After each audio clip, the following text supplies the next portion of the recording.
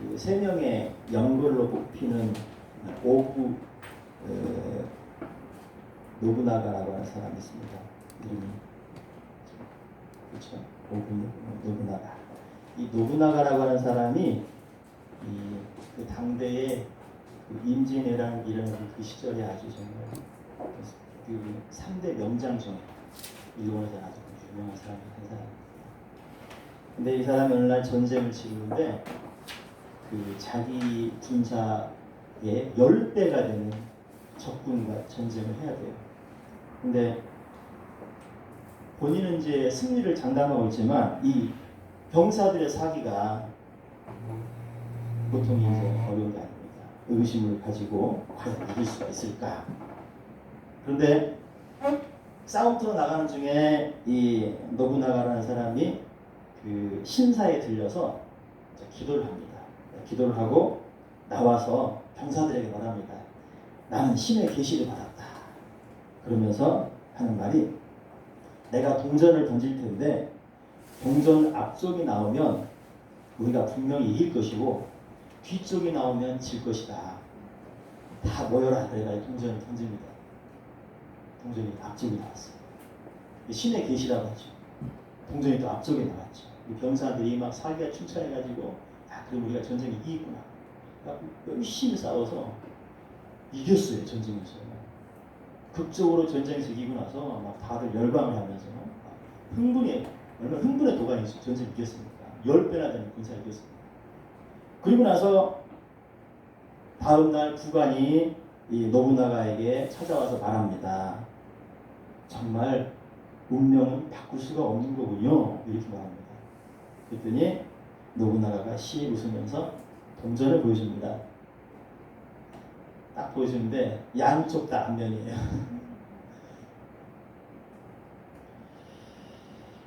부관이 깜짝 놀라죠.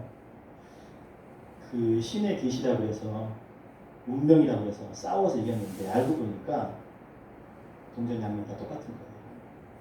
근데 이 노부나가가 이런 말을 합니다. 인생은 운명이 아니라 신념에 의해서 결정된다. 그 말입니다. 우리의 생은 운명으로 결정되는 게 아니라 신념으로 결정된다는 거예요. 신념이라는 말은 믿음이라는 말이거든요. 그래서 결국은 이 이야기 속에서 우리가 생각할 건 뭐냐면 우리는 운명에 맡기는 삶을 사는 게 아니라는 거죠. 근데 한 가지 더 생각할 건 뭐냐면 신념이라고 하는 것은 내 속에서 나오는 거예요. 내 속에서. 내가 이렇게 하면 되겠지라고 하는 것. 내 속에서 나오는 건 신념이라고 하고요. 신앙은 뭐냐면 믿을 신에 의지할 앙이거든요. 누구를 의지해요? 하나님을 의지하는 거잖아요. 그러니까 신앙은 하나님의 말씀에 대한 믿음인 것이고 신념은 내가 이렇게 하면 잘 되겠지라고 하는 내 안에서 나오는 믿음이죠. 여러분 신념으로 살아야 돼요? 신앙으로 살아야 돼요? 네, 신앙으로 살아야 돼요. 근데 신앙과 신념을 헷갈려 하는 분들이 있어요. 분명히 하나님을 믿어야 된다고 말하는데 자기 자신을 믿는 분들이 많단 말이에요. 그것을 신앙으로 혼돈하시는 분들이 있습니다. 여러분 우리가 평생 하나님 믿지 않을 때는 신영으로 살았습니다. 이제는 우리가 어떻게 살아야 되냐면 신앙으로 살아야 돼요. 나를 믿는 것이 아니라 나보다 능력이 많으신 전지전능하신 하나님을 믿는 것이죠. 네. 요즘 우리가 살고 있는 시대, 참 신앙의 위협을 받는 시대입니다. 그죠? 어느 때보다 신앙의 위협이 느껴져요. 국가적으로는 코로나, 사회적으로는 반기독교, 문화적으로는 급속하게 진행되고 있는 세속화. 그래서 돈이 신이 되는 세상. 이때 필요한 것은 신앙의 가치를 내가 얼마나 소중히 여기느냐. 여기서 결정됩니다. 감기도 저항력이 약하면 찾아오잖아요. 근데 신앙이 무너지는 것도 똑같습니다. 신앙에 대한 저항력, 영성이 떨어지면 환경에 의해서 신앙을 포기할 수도 있어요. 처음부터 신앙을 포기하려고 하는 사람은 없습니다. 나는 신앙을 잘 지켜야지 라고 하지만 환경이 어려워지고 상황이 바뀌면 눈에 보이는 상황들 때문에 두렵기 때문에 근심이 있기 때문에 신앙을 배교하고 떠나버린 일들이 비일비재하단 말이죠. 근데 요즘 시대가 그런 것 같습니다. 그래서 이럴 때일수록 하나님에 대한 말씀을 의지하는 강력한 확신, 이거 아니면 우리가 지금 같은 시대, 앞으로는 더 신앙을 지키기 어려운 시대, 우리는 이제 그나마 다행인데 우리 자녀들 앞으로 이 아이들이 우리보다 더 열악한 환경이 있을 때에 얘네들이 과연 신앙을 제대로 지킬 수 있을까? 더 근심 걱정이에요, 사실은. 그죠? 네. 어쩌면 우리보다 더 강력한 신앙이 필요한데 반대로 나약하단 말이에요, 신앙. 나약해서 조그만 환경이 어려워지고 상황이 바뀌면 하나님을 떠나버리거나 미지근한 신앙 가운데 아이들이 그렇게 아마 처하게 되지 않을까 그런 생각이 듭니다.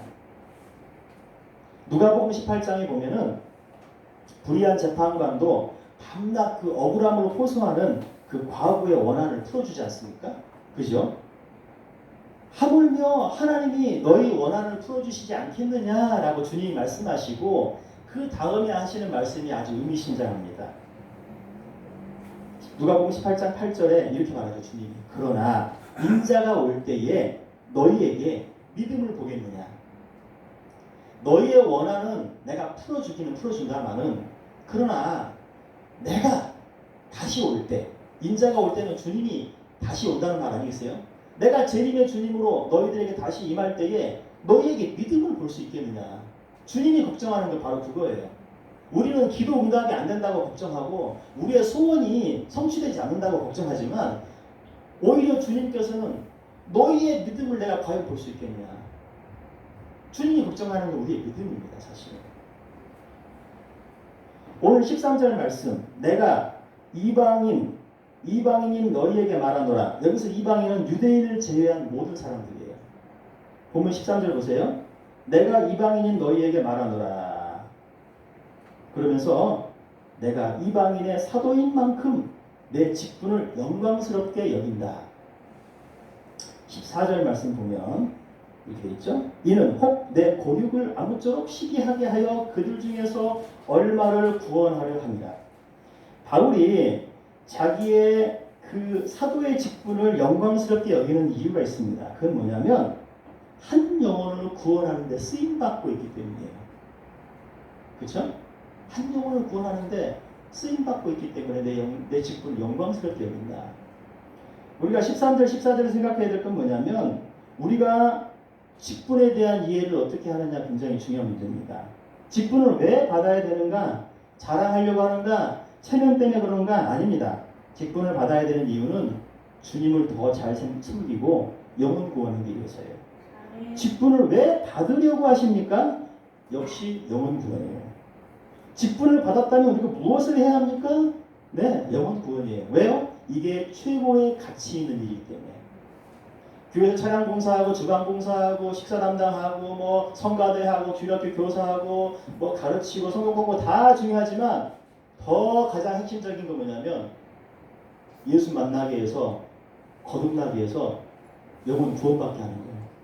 그것 때문에 차량 봉사하고 주차 담당하고 화장실 청소하고 토요일날 나와서 여러분 걸레로 교회 쓸고 닦고 하는 거 아니겠어요? 목적이 어디 있어요?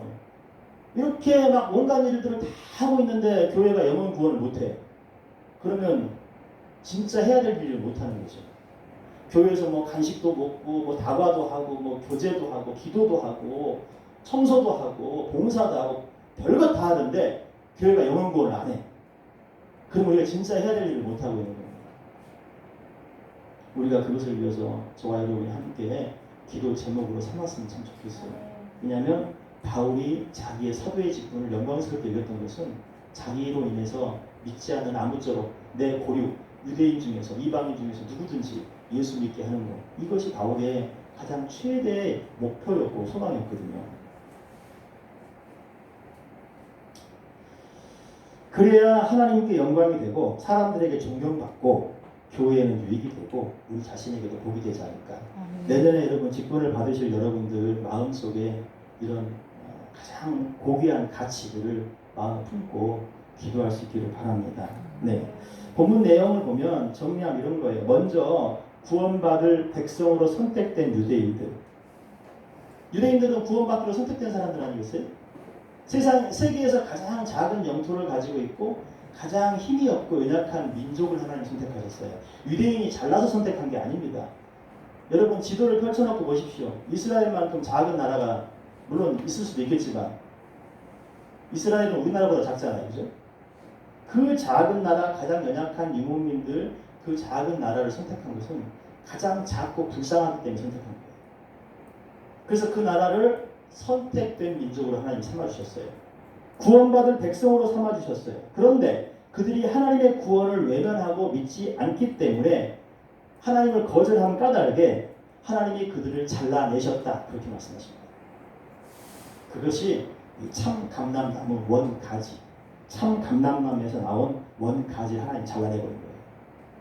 그 잘라낸 이유는 이방인인 사도가 된 바울 입장에서 보니까 그 원가지를 잘라내고 돌감람나무를 접붙였다. 그 말이죠.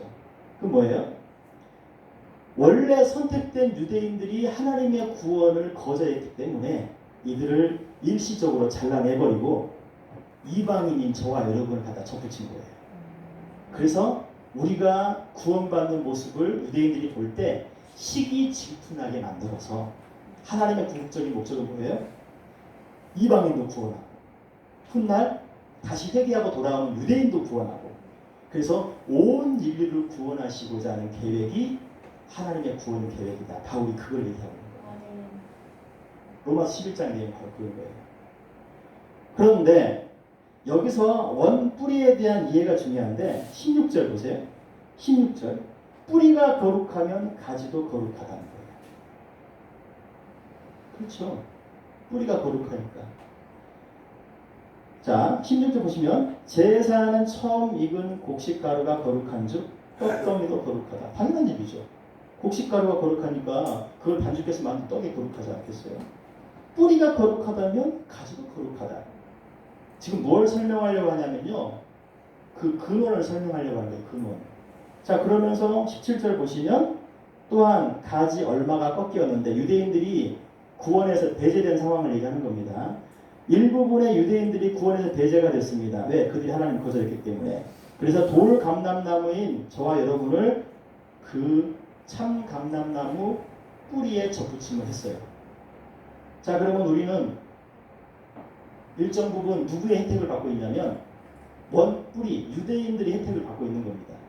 왜냐하면 거기 접붙임이 됐으니까.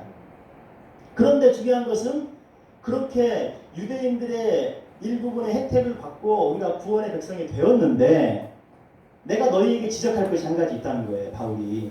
그게 뭐냐면 16절입니다. 18절입니다. 같이 읽겠습니다. 18절 시작. 그 가지들을 행하여 자랑하지 말라. 자랑할지라도 내가 뿌리를 보존하는 것이 아니요 뿌리가 너를 보존하는 것입니다. 유대인들 무시하지 말라는 거예요. 하나님이 그들을 원래의 선민으로 택하셨기 때문에 그들이 지금은 잠시 배제되었을지라도 그 자리를 너희들이 대신하고 있기 때문에 그들이 언젠가는 돌아오는 그날이 되면은 너희보다 훨씬 더 접붙임 받기가 쉬운 대상이 된다. 그 말이죠. 바울이 걱정했던 건 그런 것 같아요.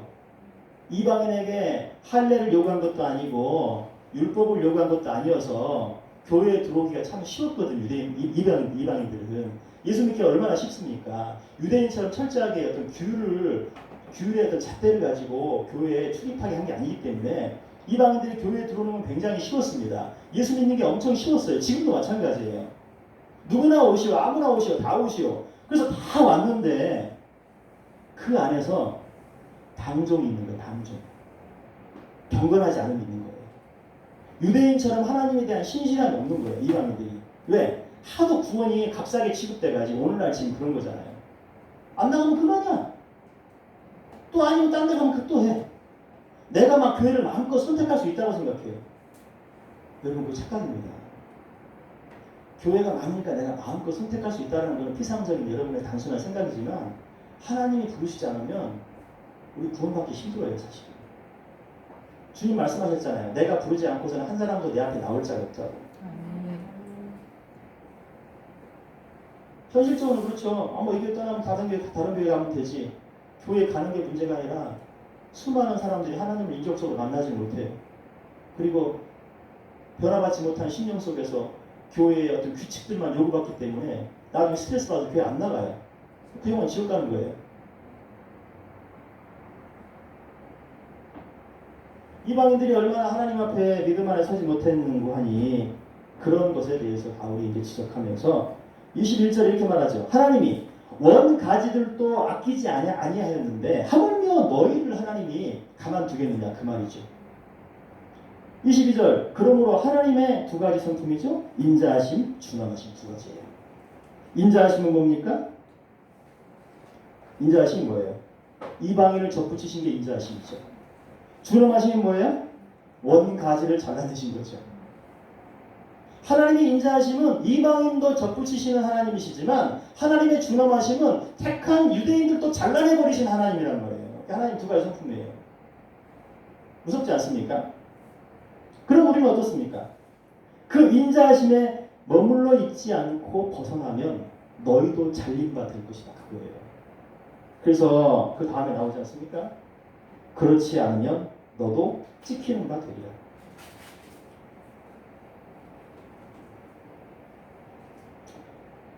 신앙생활 참 잘해야 되겠습니다.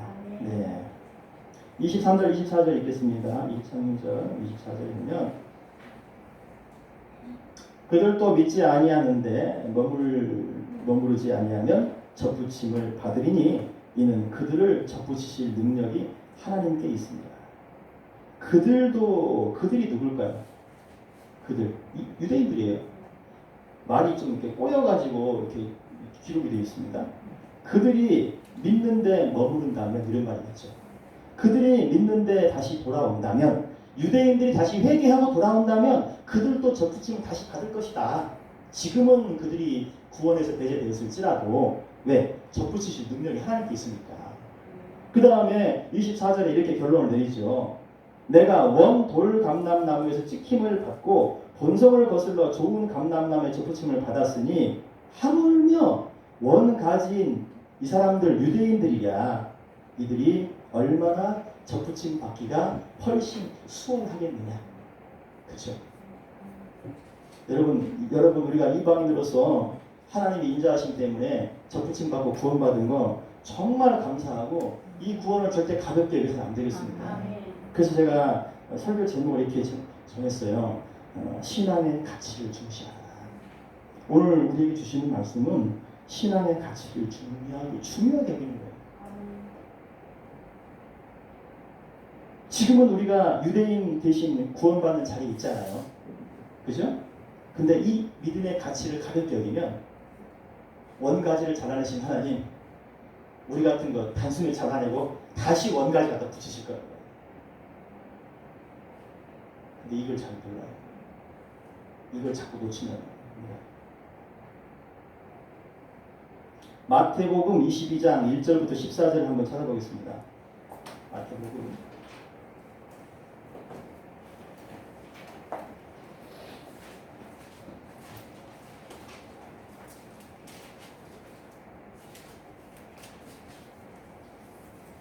마태복음 22장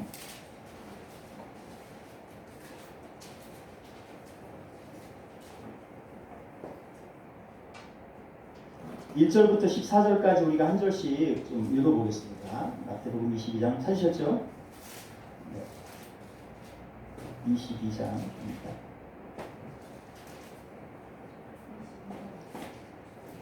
한 절씩 교독하겠습니다. 22장 1절부터 14절. 예수께서 다시 비유로 대답하여 이르시되 천국은 마치 자기 아들을 위하여 혼인잔치를 베푼 어떤 인물과 같으니 그 종들을 보내어 그 청한 사람들을 혼인잔치에 오라 하였더니 오기를 싫어하거늘 다시 많은 종들을 보내어 오되 청한 사람들에게 이르기를 내가 오찬을 준비하되 나의 소와 살찐 짐을 갖고 모든 것을 가져오시니 혼인잔치에 오시라 하더니 그들이 돌아보지도 않고 한 사람은 자기 밭으로 한 사람은 자기 사업하러 가고 그 남자들은 종들을 잡아 모욕하고 죽이니 임금이 노하여 군대를 보내어 그 살인한 자들을 진멸하고 그 동네를 불사르고 이에 종들에게 이르되 혼인잔치는 준비되었으나 청한 사람들은 합당하지 아니하니 내거리 길에 가서 사람을 만나는 대로 혼인잔치에 청하여 오라 한대 종들이 길에 나가 나타나서 천사나 만난 대로 모욕을 보니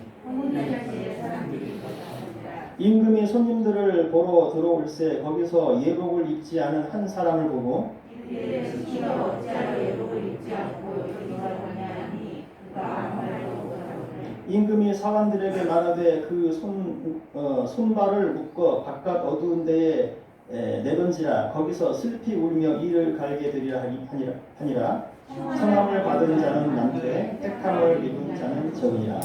네. 여기서 여러분 유대인과 이방인을 구별할 수 있습니까? 유대인이 누굽니까? 원래 청함받은 사람들이죠.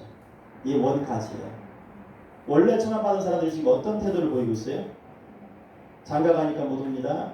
소를 샀으니까 시험하러 가야 되니까 못 옵니다. 사업하러 가니까 못 옵니다. 심지어 보낸 사람들을 막 때려서 죽였죠. 그래서 나중에 이 혼인잔치를 베푼 임금이 화가 나가지고 군대를 보내서 싹 쓸어버리고 길에 나가서 악한 자나 선한 자나 가난한 자나 마구마구 다 데리고 와라. 이들이 누구예요? 이방인이에요. 저와 여러분이에요. 그래서 이방인들이 혼인잔치에 가득 찼습니다. 임금이 들어왔어요. 들어왔는데 좀 불편한 사람 한 사람 있네요. 누구냐면 예복을 입지 않은 사람. 잔치에 왔으면 예복을 입어야 되지 않겠어요? 근데 그 예복은 제가 판단하기에는 이미 다 준비되어 있던 예복이었을 것 같아요. 왜냐하면 가난한 자나 천한 자나 악한 자나 다 왔을 때 예복도 준비 안 하고 초대하진 않았을 거예요. 그들이 물론 예복을 갖추지 못했지만 잔치를 배설한 주최 측에서 예복을 준비했을 거라는 생각이 들어요. 왜? 예복을 안 입은 사람이 한 사람이거든요. 그죠? 근데 그 예복을 안 입은 그 한 사람을 사관들을 불러서 저를 결박해서 바깥에 내던지라는 거예요. 슬피 울는 일이 하게 돼요. 그 예복은 예수 그리스도예요, 사실은. 들어오긴 들어왔는데 예수를 안 믿어. 들어오긴 들어왔는데 예수님을 영접하지 않았어요. 하나님 보실 때 다 지금 이렇게 앉아서 잔치에 참여하고 있는 것 같지만 누가 예수님을 영접했는지 안 했는지를 하나님은 아시잖아요. 여러분은 스스로 나는 성령 받았다라고 말하고 예수님 영접했다고 말할지 모르지만 하나님은 정확하게 아시잖아요. 누가 예수를 영접했는지 성령 받았는지. 근데 똑같이 잔치에 참여했어요. 이렇게 포도나무 교회 잔치 참여했는데 이렇게 보니까 예복을 안 입었네. 예수 그리스도의 피 묻은 어린 양의 그 예복을 안 입었어요. 어떻게 해요? 끄집어내서 지옥불에 던지는 거예요. 지금 오늘 상황이 로마 상황하고 다르지 않아요. 이해되세요? 아멘. 그래서 제가 새벽기도 시간에 강의할 때 아비나답은 법궤를 20년 동안 보관했어도 법궤 운반할 때 우사는 직사했어요. 20년 동안 법궤를 보관했으면 복을 받아야 되지 않겠어요? 어찌하여 복을 받기는커녕 저주를 받아가지고 법궤 만지다가 그냥 직사해버렸어요. 그리고 나서 그 법궤가 오베데돔 집에 3개월 동안 있었단 말이죠. 그리고 나서 오베데돔은 복을 받았어요. 이게 웬일입니까? 어느 사람은 법궤를 20년 보관해서도 하나님 앞에 그냥 분노를 사가지고 벌을 받고 어떤 사람은 단지 3개월 동안 그걸 보관했는데 복을 받았어요. 여러분 법궤가 뭡니까? 하나님 말씀에 들어있는 상자예요. 그러면 그게 성경이라고 칩시다. 그러면 성경책 20년 동안 가지고 있는 사람은 벌을 받았네? 근데 성경책 3개월 동안 가지고 있는 사람 아니죠. 20년 동안 가지고 있는 사람은 저주를 받았네? 3개월 동안 가지고 있는 복을 받았네? 무슨 차이일까요? 신앙의 연수가 아니라 뭐랄까요? 그 질, 신앙의 그 질. 오래 믿은 어떤 횟수가 아니라 하나님을 진실하게 믿는 어떤 그런 진지함. 3개월을 믿었어도 제대로 믿은 오베데돔은 하나님 복의 복을 주셨지만 아비나답의 집 아요와 유사는 하나님 앞에 분노의 대상이 됐습니다.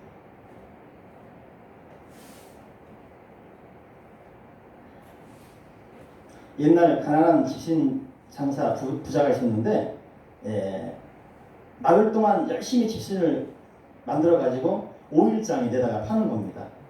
그래서 보니까 아들의 집신은 하루 종일 팔아도 장사가 안 돼요. 아버지는 장사를 엄청 잘하는데 근데 문제는요, 아버지가 그 비법을 전수를 아들한테 못 해준 거예요. 안 해준 거예요. 그리고 세월이 흘렀습니다. 아버지가 점점 늙어가고 이제 돌아가실 때가 됐어요. 죽음이 임박한 아버지가 비로소 가쁜 숨을 내쉬면서 집신에 대한 비법을 이제 아들에게 전수를 해주는 거예요. 아버지 비법을 뭡니까? 당신 바로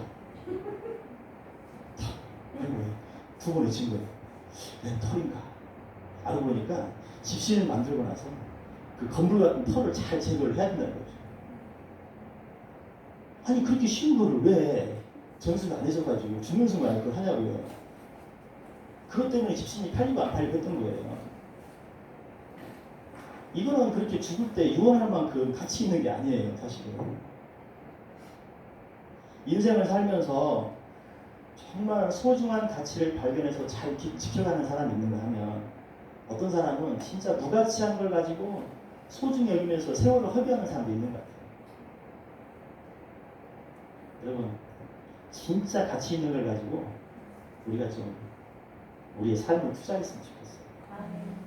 많은 사람들이 무가치한 것에 인생을 쏟아붓고 그렇게 하나님 앞에 상 받을 게 없어요. 칭찬 받을 게 없어요. 부끄러운 구원 받을지 모르겠어요. 옛날에 어느 목사님은 개털 모자라도 쓰고 구원 받으면 좋을 거라 그랬지만 여러분 그런 식으로 구원 받아가지고 제대로 구원이 어떻게 되겠어요? 나의 신앙에 유익된 것들이라면 여러분 우리가 절대 포기하면 안 됩니다. 근데 사람들은 나의 신앙에 유익된 것들은 포기하면서도 돈과 명예와 성공을 쫓아가는 그런 어리석은 짓을 하는 사람들도 많이 있습니다. 주님 말씀하시죠. 온 천하를 얻고도 너 죽으면 무슨 소용이 있냐. 온 천하를 얻고도 목숨을 죽이면 무슨 소용이 있냐. 영적 의미로 보면요. 여러분 우리가 지금 예수 믿는 거요. 성경에서 그렇게 말하잖아요. 천국의 유업이라고. 유업. 에서가 팥죽 한 그릇에 장자권을 팔았잖아요. 그 영적 의미로 보면요. 천국에 대한 그 소유권을 팔아먹은 거예요. 우리가 생각할 때는 그냥 장난삼아 그럴 수도 있겠지. 배고프니까 팥죽 한 그릇 그냥 너무 배고프니까 그럴 수 있겠지라고 생각하지만 성경은 그렇게 가볍게 그걸 보지 않는단 말이죠. 에서가 얼마나 배가 고팠으면 그냥 장난삼아 동생한테 야 내가 장자권 줄 테니까 팥죽 한 그릇 다오 라고 했을지라도 성경은 그렇게 단순하게 보지 않는다니까요. 야곱은요 그 장자권 때문에 목숨도 걸 뻔했잖아요. 왜요? 영적인 의미로 보면 그렇게 소중하다는 거예요. 그래서 히브리서에서 그 장자권을 판 에서에 대한 해석을 어떻게 했냐면 망령된 자라고 표현하고 있습니다. 망령된 자. 무슨 말이에요? 하나님의 축복을 멸시하고 업신여긴 자, 그런 자예요. 에서는 태어날 때부터 장자였기 때문에 이미 그 장자권에 대한 것을 그냥 받고 왔어요. 이 땅에 태어날 때. 그런데 그것을 하나님께서 고유의 축복권을 주신 것들을 먹는 것 때문에 팔아먹냐고. 먹는 것 때문에 배고프다고. 우리가 영적인 그 축복에 대해서 생각해보면 이거 영적인 의미를 해석해보면 하나님께서 주신 영생의 축복들을 하늘에 신령한 것들을 세상에 썩어질 것들로 다 바꿔버려요. 그냥 나 당장 중요한 게 돈이고 먹는 거고 나는 입는 거고 마시는 거고 그러니까 세상 것들 때문에 신앙의 것들을 다 내동댕이 쳐버리고 이제 나머지 아무것도 남은 게 없어요. 이제 펼쳐보니까 그걸 히브리서에서는 하나님의 은혜를 업신여기고 멸시하는 망령된 자라고 표현하고 있는 겁니다.